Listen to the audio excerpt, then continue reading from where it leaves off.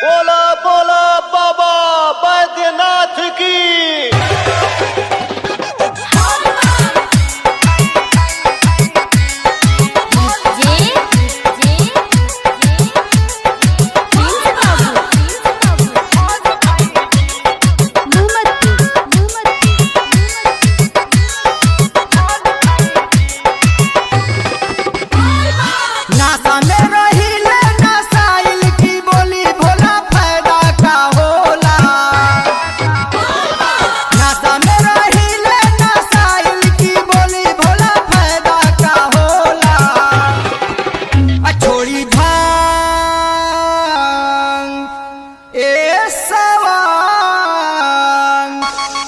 छोड़ी भांगे सवांग देह गल जाई जी, बनल रही राउर बॉडी खाली फल खाई जी। छोड़ी भांगे सवांग देह गल जाई जी, बनल रही राउर बॉडी खाली फल खाई जी।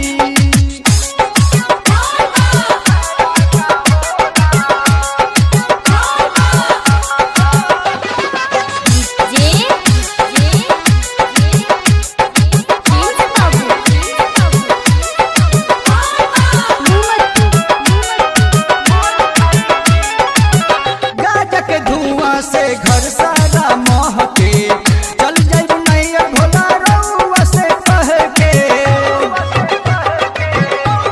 अरे सुनो गाजा के धुआं से घर सारा महके चल जाई नैया भोला रउआ से कह के।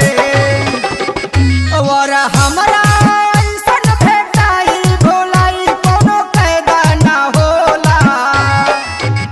और हमरा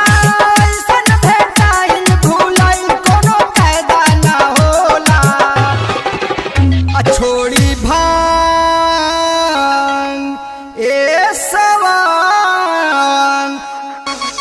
छोड़ी भांग सवांग देह गल जाई जी, बनल रही राउर बॉडी खाली फल खाई जी।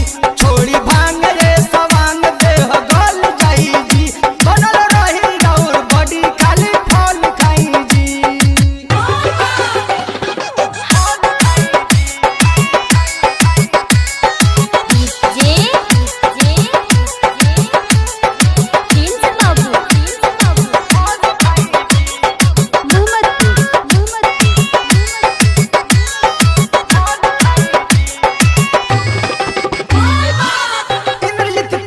बात बुझता रे मन के बानी समझैले भोला और लट्ठू मन के।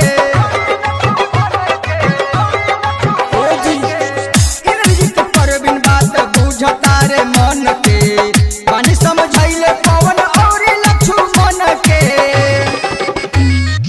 आज